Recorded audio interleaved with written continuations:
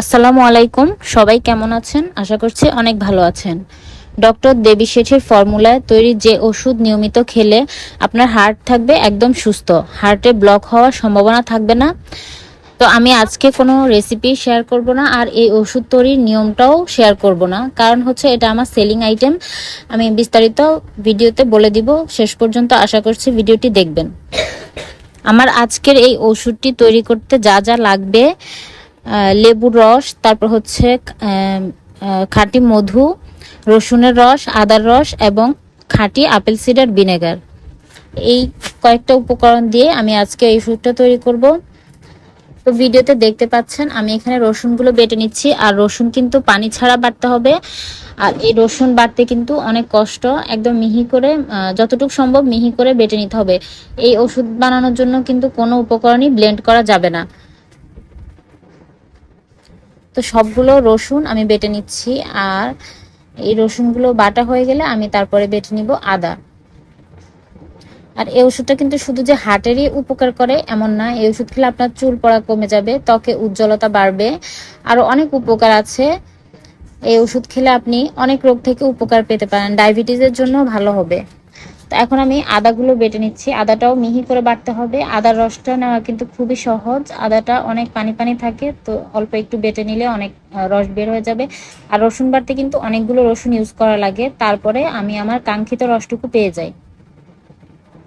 আর হাতের অবস্থা দেখুন, একদম ভিডিওতে বোঝা যাচ্ছে না, অনেক লাল হয়ে গিয়েছে সবকিছু বাটতে বাটতে। তো আদাটা বাটা হয়ে গেলে এখন আমি এখানে নিয়ে নিব লেবু। আমার কাছে এই বড় সাইজের লেবুগুলো ছিল, তবে বড় সাইজের লেবু না নিয়ে যদি এই সাইজের লেবুগুলো নেওয়া হয় তাহলে কিন্তু অনেক ভালো ওষুধের জন্য। তো ছিল না বিধায় আমি এটা ছোট বড় সাইজের গুলো নিয়েছি। আর লেবু রসটা বের করার জন্য আমি এই কি বলে এটাকে, এটা ইউজ করছি, প্লাস্টিকের এই জিনিসটা। তারপর এটাকে ছেঁকে নিতে হবে। আগে আমি বের করে রাখছি, তারপরে ছেঁকে নিব। এখন একটা পাতিলের মধ্যে আমি এখানে দিয়ে দিব প্রথমে আদার রস। আমি কিন্তু সবগুলো জিনিস মেপে মেপেই নিচ্ছি। এরপর দিয়ে দিচ্ছি লেবুর রস। লেবুর রসটাকে ছেঁকে তারপর আদা রসের সাথে মিশিয়ে দিলাম। এই ওষুধটা কিন্তু আপনাকে সকালবেলায় খালি পেটে খেতে হবে, সকালে 1 চামচ এবং রাত্রেবেলা শোয়ার আগে, ঘুমানোর আগে 1 চামচ। এখন দিয়ে দিচ্ছি ভিনেগার। এটা হচ্ছে অ্যাপেল সিডার ভিনেগার, খাঁটিটা নিতে হবে, যদি আপনি ডুপ্লিকেট নেন তাহলে হবে না। আর খাঁটি জিনিসটার দাম কিন্তু অনেক বেশি। তো এখন ভিনেগারটাও আমি আদা লেবু রসের সাথে মিশিয়ে দিচ্ছি। তো মেশানো শেষ। এটা ছিল রমজান মাসে করা আমার ভিডিও। তো এখন বাজে রাত 2টা। তো 2টার সময় তখন ঝড় হচ্ছিল, অনেক বৃষ্টি হচ্ছিল, আর জানালা দিয়ে কিন্তু ঘরের মধ্যে শিলাও পড়েছে। আমি বৃষ্টিটা একটু দেখিয়ে দিচ্ছি। শিলাটা, এই যে শিলাটা আমি হাতে নিয়ে দেখলাম কেমন লাগে, কখনো কিন্তু হাত দিয়ে ধরা হয়নি, এই প্রথম ধরে দেখলাম।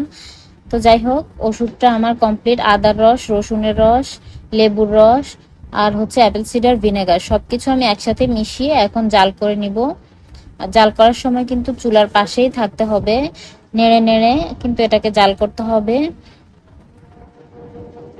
তারপর আমি যতটুকু দিয়েছি তার থেকে আরো কমিয়ে নিতে হবে, কতটুকু কমাতে হবে সেটাও আমি বলবো না, কারণ হচ্ছে এটা আমার সেলিং আইটেম। আমি এটা আমার অন্য একটা পেজ আছে, আমি সেখান থেকে এটাকে সেল করে থাকি। আপনারা যদি কেউ নিতে চান, আমি এই ভিডিওর কমেন্ট বক্সে অথবা ডেসক্রিপশন বক্সে আমি আমার পেজের লিঙ্কটা দিয়ে রাখবো। তো সেখানে আপনারা জয়েন হয়ে যদি কেউ নিতে চান তাহলে যোগাযোগ করবেন, অবশ্যই রিপ্লাই করব। এখন ঠান্ডা হওয়ার পরে, পরের দিন সকালবেলা ঠান্ডা হওয়ার পরে এটাকে আমি মধু মিশিয়ে নিলাম। মধুটাকেও মেপে নিয়েছি, মেপে এখন খুব ভালোভাবে মিশিয়ে তারপর এটাকে কাচের পাত্রে সংরক্ষণ করতে হবে। কাচের পাত্রে, কিন্তু প্লাস্টিকের বোতলে সংরক্ষণ করলে হবে না। আমি আবারও বলে দিচ্ছি, এটা সকালে 1 চামচ এবং রাত্রে শোয়ার আগে 1 চামচ খেলে আপনার হার্টের সমস্যা উধাও হয়ে যাবে ইনশাল্লাহ। তার আপনি যদি ওষুধ বানানোর ঝামেলাটা এড়াতে চান তাহলে কিন্তু অবশ্যই আমাদের সাথে যোগাযোগ করতে পারেন। আমি আবারও বলছি, আমাদের সাথে যোগাযোগ করতে পারেন। আমি আমার পেজের লিঙ্কটা ডেসক্রিপশন বক্সে এবং কমেন্ট বক্সে দিয়ে রাখবো। আপনারা সেখান থেকে ওই পেজের মধ্যে গিয়ে আপনারা যোগাযোগ করতে পারেন। তো আপনাদেরকে রিপ্লাই করা হবে। আর ওষুধের সঠিক নিয়ম মেনেই কিন্তু আমরা ওষুধটা তৈরি করি। এটা যেমন তেমন করে বানালেই হবে না, এটা একটা সঠিক নিয়ম আছে, তো সেভাবেই বানাতে হবে। তো আজকের মতো আমি এখানেই বিদায় নিচ্ছি। আল্লাহ হাফেজ।